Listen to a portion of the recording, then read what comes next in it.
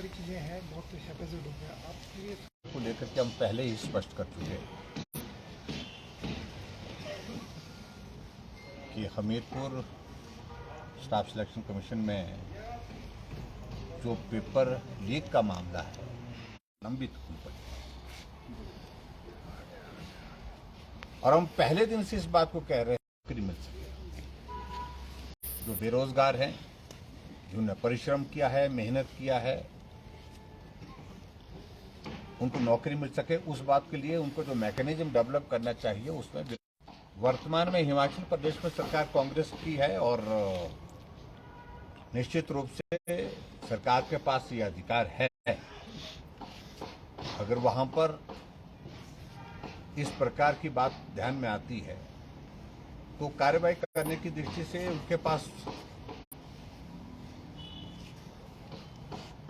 जो स्कोप है उसमें इस कमीशन को बंद करने के लिए जो हमने कहा है, मुझे लगता है कि वो नियम के अनुसार ही किया होगा।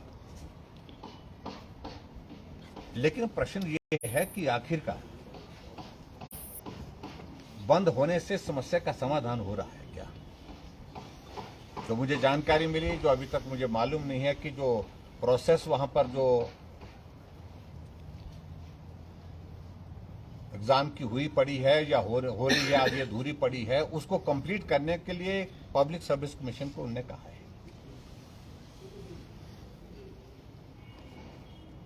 और पब्लिक सर्विस कमीशन इस सारे मैकेनिज्म में कितना समय लगाएंगे और उसके बाद कब पूर्ण हो पाएगा, ये मुझे लगता है कि ये थोड़ा सा हमारे लिए एक विषय है जिसमें हमारा कहना यह है कि इस प्रक्रिया को जल्दी पूरा करना चाहिए। किसी बेरोजगार को बहुत लंबा इंतजार न करना पड़े, इस बात को सुनिश्चित करना ये सरकार की जिम्मेदारी है।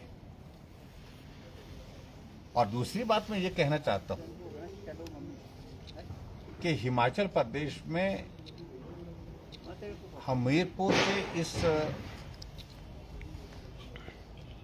स्टाफ सिलेक्शन कमीशन के गठन की आवश्यकता पड़ी थी, उस सूरत में पड़ी थी जब अलग अलग डिपार्टमेंट के अलग अलग प्रक्रिया के माध्यम से हिमाचल प्रदेश में चयन की प्रक्रिया शुरू होती थी और उसमें बहुत जगह धांधलियां पाई गई थी और उसमें जांच हुई है और जांच की रिपोर्ट्स उसमें आई हैं। जांच की रिपोर्ट्स उसमें ये भी आई कि चिट्ठों पर भर्ती हुई है, बड़ी संख्या में भर्ती हुई है और गलत तरीके से भर्तियां हुई है। तो उसके बाद एक मैकेनिज्म डेवलप करने के लिए 98 अक्टूबर में एक निर्णय हुआ था कि एक व्यवस्था ऐसी करनी चाहिए जहां क्लास 3, क्लास 4 के कर्मचारियों को भर्ती करने का एक साफ सुथरा तरीका निकले और उसी काम को फोकस होकर के जो वो कमीशन दे सके। तब इस बोर्ड, उस वक्त उसका नाम बोर्ड था, अब इसका नाम कमीशन कर दिया गया है, लेकिन मंशा उसके पीछे थी। और दूसरे इस प्रकार से ये भी एक बात थी कि सभी लोगों के लिए पब्लिक सर्विस कमीशन शिमला और इसके अतिरिक्त जो है दूसरी सारी चीज को लेकर के जितने भी टेस्ट होने वो सारे शिमला में हो, इसको थोड़ा अलग किया जाए। और अलग करने के कारण जो है, जो प्रेशर जो है वो शिमला पर कम हो। शिमला के साथ साथ में दूसरा जो संस्थान ये जो खोला गया था हमीरपुर में खोला गया, ताकि पूरे प्रदेश भर के नौजवानों को, बेरोजगारों को सुविधा मिल सके, उस दृष्टि से किया गया था। और मेरा ये मानना है कि जब ये निर्णय लिया गया था इस कमीशन को, और उस वक्त बोर्ड था जैसे मैंने कहा, अब बाद में इसको कमीशन के रूप में इसको बनाया गया, स्टाफ सिलेक्शन कमीशन के रूप में बनाया गया, उसमें निश्चित रूप से तो मंशा अच्छी रही, अच्छी मंशा के साथ इसकी स्थापना की गई थी कि हिमाचल प्रदेश के नौजवानों को परेशानी ना हो और ये प्रोसेस जल्दी हो, क्योंकि भर्ती की प्रक्रिया में कई बार इतना ज़्यादा टाइम लग जाता है, सालों लग जाते हैं। पोस्टें क्रिएट करने के बावजूद, फाइनेंस के अप्रूवल के बावजूद भर्ती की प्रक्रिया जो है वर्षों तक कंप्लीट नहीं हो पाती है। तो इसलिए जल्दी प्रक्रिया पूरी, इसलिए इस बात को लेकर के ये निर्णय लिया गया था। लेकिन अब जैसे कि जो वहाँ पर गलत किया गया है और उसमें जो कर्मचारी वहाँ पर उसमें शामिल पाए गए, उनके खिलाफ कार्रवाई की प्रक्रिया मुझे लगता है कि वो सरकार जल्दी पूरा करेगी। लेकिन इसके साथ साथ में जो हमारे लिए चिंता का विषय है, वो चिंता का विषय यह है कि जो 4000 से ज्यादा नौजवान जो इंतजार नौकरी का कर रहे हैं, उनकी नौकरी जल्दी लगे, इस बात को सरकार सुनिश्चित करे। बाकी मुझे इससे ज्यादा इस सारे विषय को लेकर के नहीं कहना है, और इस सारे विषय को लेकर के क्योंकि जांच की प्रक्रिया चली है अभी तक, और जांच की रिपोर्ट जो है पूरी आएगी तभी उसके बारे में कुछ कहा जा सकता है। और पहले ही हम उस पर कहना शुरू कर दें तो उचित नहीं लगेगा। लेकिन इस प्रकार से कमीशन को बंद करके मैकेनिज्म क्या कर रहे हैं भर्ती की प्रक्रिया को पूरा करने के लिए, ये मुझे लगता है कि ये आज की तारीख में बहुत आवश्यक है, जिसको पूरा प्रदेश का नौजवान भी जानना चाहता है, पूरा प्रदेश भी जानना चाहता है। क्या वो प्रक्रिया पारदर्शी तरीके से करने की स्थिति में हो पाएगी, ये भी एक प्रश्न है। तो ऐसे में मुझे सिर्फ इतना ही कहना है कि इस सारी प्रक्रिया को पूरा करने के लिए नौजवानों को जल्दी से जल्दी नौकरी मिले, और जो दोषी है उनके खिलाफ कार्रवाई हो, इस बात को सुनिश्चित करें। सर, उन्होंने जो मुख्यमंत्री ने जो कल बयान दिया है उसमें कहा है कि पिछले 3 साल से जो है ये धांधलियाँ चल रही थी और बंद करने की नौबत इसीलिए आई क्योंकि ये पेपर जो नियमितताएं हैं वो पिछले 3 साल से जो है पूरे आयोग में चल रही थी। ऊपर से नीचे तक के जो कर्मचारी थे वो इसमें इन्वॉल्व थे। देखिए, ऊपर से नीचे तक की ऐसी वेग स्टेटमेंट कहना उचित नहीं है। मेरा मानना यह है कि जो इन्वॉल्व है, अगर कितने लोग इन्वॉल्व हैं, उनके सबके खिलाफ कार्रवाई करनी चाहिए, उनके सार्वजनिक नाम भी सार्वजनिक करने चाहिए।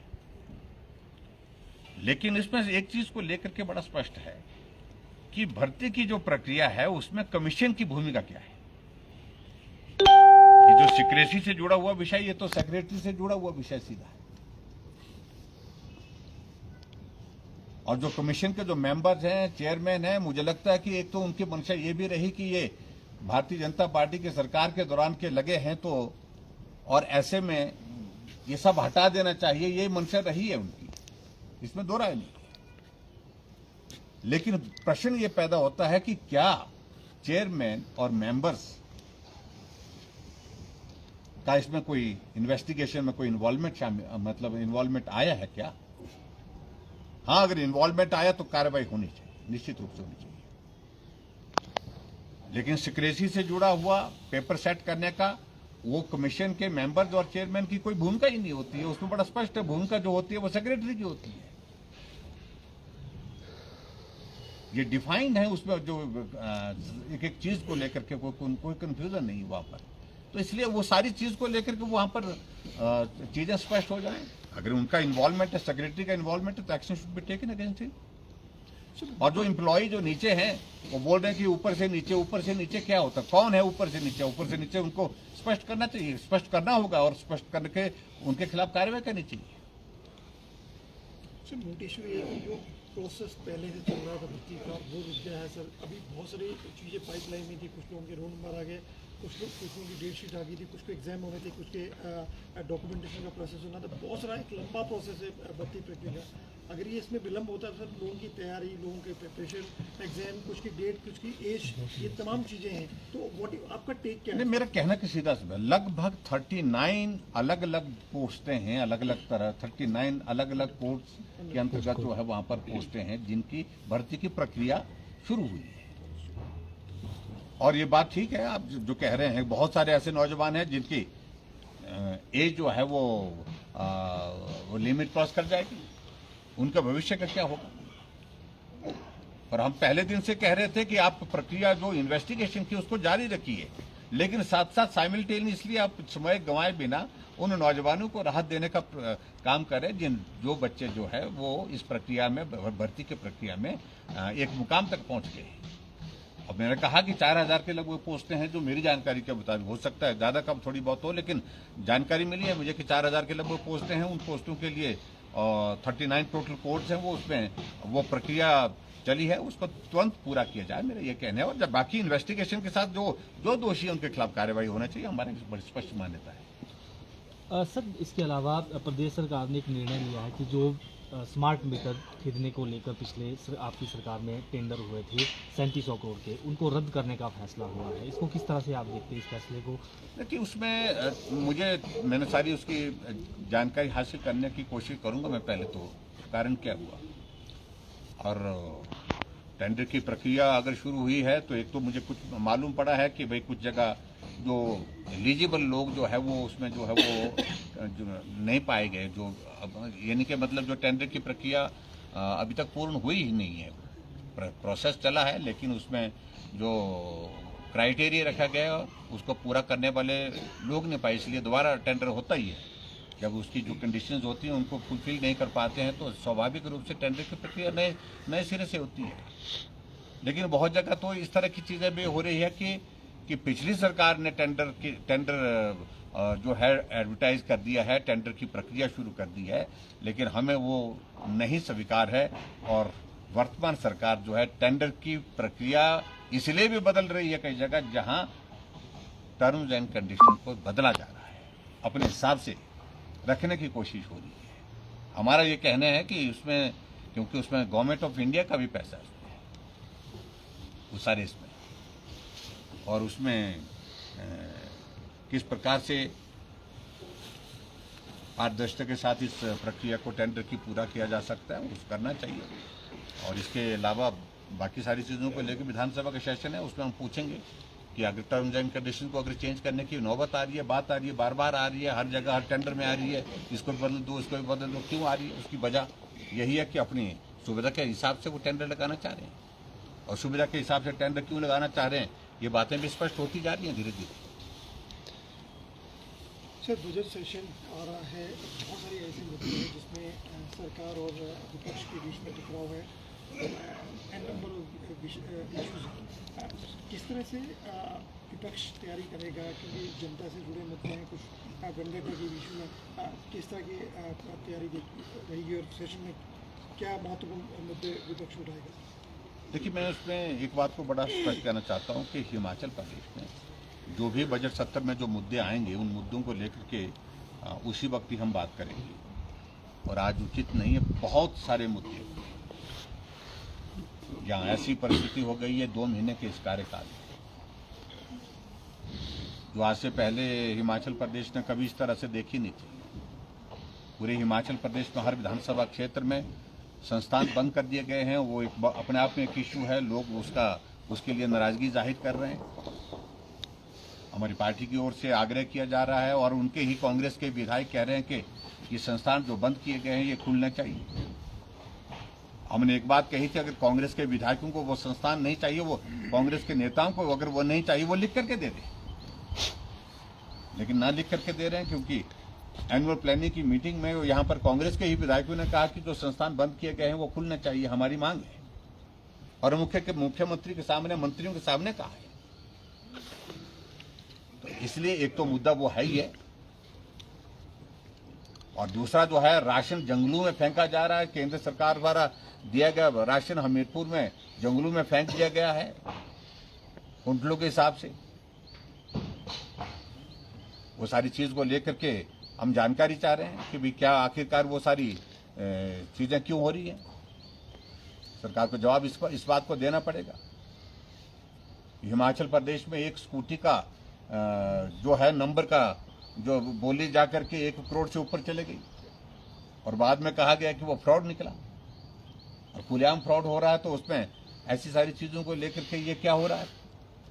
कानून व्यवस्था की एक नहीं अनेकों घटनाएं, हर रोज घटनाएं, हत्या की खबर आ रही है, हर रोजाना खबर जो है वो रेप की आ रही है। सब सारी बातें चिंता के विषय है। और नशा के बारे में इतना भाषण दे दिया था, इन्होंने कहा कि नशा हम समाप्त कर देंगे, लेकिन आज हर रोज, हर दूसरे दिन, तीसरे दिन नशे की खेप पकड़ी जा रही है। इन तमाम मुद्दों को लेकर के हिमाचल प्रदेश की विधानसभा के सत्र में, बजट सत्र में अब की बार जो है वो हम अलग अलग व्यवस्थाओं के माध्यम से चर्चा करेंगे, और हो सकता है हम आने वाले समय में विधायक दल के साथ बैठ करके कुछ और भी निर्णय करें। एक विषय था, क्या उस पर कोई सहमति पार्टी लेवल की कोई बात बनी है? CPS को और जो ऑफिस ऑफ प्रॉफिट को लेके आपने कहा था, सरकार भी कह रही है कि खर्चे ज़्यादा है, लोन ज़्यादा है, लाइबिलिटी ज़्यादा है, despite of all the fact किस तरह के बन रही है क्या पार्टी पे इस पे कुछ विचार हुआ आगे फर्दर कोर्ट में जाने? देखिए, किसी को बात अभी देखिए इन सारी चीज़ों को लेकर के हम पार्टी के हम जल्दबाजी में नहीं हैं, हम जल्दबाजी में करेंगे भी कुछ नहीं। इस तरह से हम सारी चीज़ों को एग्जामिन कर रहे हैं और लेकिन एथिकली अगर हम कहें, जो सरकार संस्थान बंद करने पर आ गई लेकिन सीपीएस बनाई जा रही है, चेयरमैन बनाए जा रहे हैं, कैबिनेट रैंक के साथ बनाए जा रहे हैं, तो वो जो है व्यवस्था परिवर्तन की जो है वो सारी पोल यही खुल जाती है। एक तरफ कह रहे हैं कि हम व्यवस्था परिवर्तन के तहत ये सारा कर रहे हैं और दूसरी तरफ अपने पर जो है वो इस प्रकार से सीपीएस बनाना और ये सारे व्यवस्थाएं करना सरकार चलाने के लिए, तो ये अपने आप में कुछ मतलब कॉन्ट्राडिक्टरी है।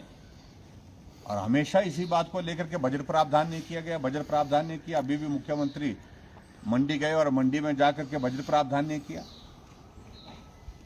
मैं एक बात बड़ा स्पष्ट करना चाहता हूं, मंडी के एयरपोर्ट के लिए 1000 करोड़ रुपए का बजट प्रोविजन हमारी सरकार ने करके रखा है। आप खोलिए, आपकी जिम्मेवारी है। और लैंड एक्विजिशन की प्रोसेस तक हमने सारी प्रक्रिया पूरी कर दी है। हम उम्मीद कर रहे हैं कि वो खोलेंगे, जल्दी उसका काम शुरू करें। शिवधाम के बारे में बात की तो शिवधाम के लिए 50 करोड़ रुपए का बजट प्रावधान किया और उनको जानकारी होनी चाहिए मुख्यमंत्री जी को इस बात की, कम से कम। जो पब्लिकली इतना ज्यादा बोलने लगे पड़े और मंडी के शिवरात्रि में जहां कभी राजनीतिक भाषण नहीं हुआ आज तक, कभी भी किसी सरकार में, न हमारी सरकार में न कांग्रेस की सरकार में कभी भी राजनीतिक भाषण नहीं हुआ, लेकिन वहां राजनीतिक भाषण देने के लिए उन्होंने जो शुरुआत की वो अच्छी नहीं और परंपराओं से हट करती।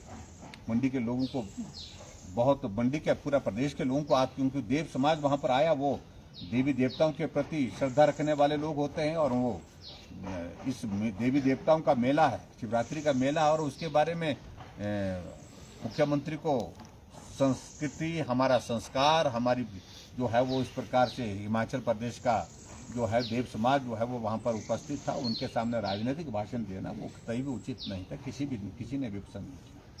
शिवधाम के लिए 50 करोड़ रुपए का बजट किया था और उनको, मुख्यमंत्री को ये जानकारी होनी चाहिए, जब बड़े प्रोजेक्ट होते हैं उसके लिए पैसा एक साथ नहीं होता है, फेज मैनर में होता है। शिवधाम का फेज 1, फेज 2, फेज 3, 3 फेज हैं इसके। फेज 1 का अभी तक टेंडर हुआ है और उसके बाद उसका काम पूरा होने के बाद, उस काम पूरा होने के से पहले उसको रोक क्यों दिया गया है? यूनिवर्सिटी का हमने विधानसभा से एक्ट पास किया और स्टेट यूनिवर्सिटी, और तब तक के लिए उसके बजट प्रोविजन करने में कठिनाई है, तब जब तक के लिए उसमें हमको लैंड अवेलेबल नहीं हो पाती है। तो लैंड अवेलेबल हुई है, लैंड देखी है, 2 जगह देखी है और एक जगह फाइनल करने की दिशा में हम आगे बढ़े थे। वो लैंड की प्रक्रिया पूरी हो जाएगी तो सारी चीज, उसके बाद बजट प्रोविजन करने की बात उसके बाद आती है, लेकिन उसके बाद वहां पर पोस्टिंग को क्रिएट करने के लिए हमने अप्रूवल दी। तो ऐसे में इस तरह से गलत बोलना, और जो पुलिस के डिपार्टमेंट के अंतर्गत जो एक इनॉग्रेशन उनने की है और कहा कि वे मंडी में एक भी प्रोजेक्ट पूरा नहीं हुआ, ये हमने शुरू किया था, पूरा होकर के उनने उद्घाटन किया उसका, इसलिए थोड़ा सोच समझ करके बोला। मुझे सिर्फ इतना कहना है मुख्यमंत्री। सर, आपने मंडी शिवरात्रि की बात की है। भाजपा के सोशल मीडिया अकाउंट पर एक वीडियो अपलोड हुआ है जिसमें स्टार नाइट में कव्वाली गाते हुए अल्लाह अकबर जैसा जो है वो एक कव्वाली गाई गई। उसके बाद एक जो समाज का तबका है उसमें काफ़ी आक्रोश और सोशल मीडिया पर तीखी टिप्पणियां हो रही है कि हिमाचल प्रदेश में अब जहां देव समाज है वहां इस प्रकार का जो कल्चर है उसको बढ़ावा मिल रहा है। इस पर क्या? देखिए, एक बात तो मैं जरूर कहना चाह रहा हूँ, मेरा कलाकारों के प्रति सम्मान है सबको, लेकिन अंतर्राष्ट्रीय शिवरात्रि मेले की पहली संध्या अच्छा होता कि ये शुरुआत जो है देव संस्कृति को सम्मान करते हुए ऐसे कलाकार के माध्यम से की होती, जिसमें देव संस्कृति का भी सम्मान होता, आदर होता, और उसके साथ साथ सांस्कृतिक संध्या हमारे भारत की संस्कृति और सारी चीज को लेकर के ऐसे कलाकारों को बुलाया होता तो अच्छी शुरुआत होती। तो शुरुआती दौर पर इस प्रकार से ये सारा करना तो मुझे लगता है कि इस पर थोड़ा नाराज़गी लोगों के बीच में है, लोगों ने रिएक्ट किया है और जो रिएक्शन है, और मैं समझता हूँ उस रिएक्शन में कलाकारों के प्रति मैं सम्मान व्यक्त करते हुए, लेकिन अगर शुरुआत उस तरह से की होती देव संस्कृति को सम्मान करते हुए तो मुझे लगता कि अच्छा रहेगा।